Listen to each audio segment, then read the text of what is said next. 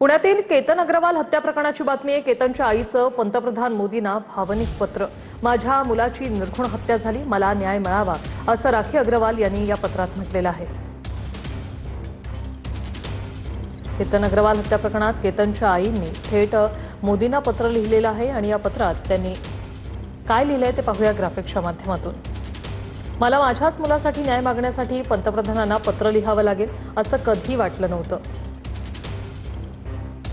माझ्या मुलाची निर्घृण हत्या झाली आणि त्याच्यासोबत माझं संपूर्ण विश्व उद्ध्वस्त झालं।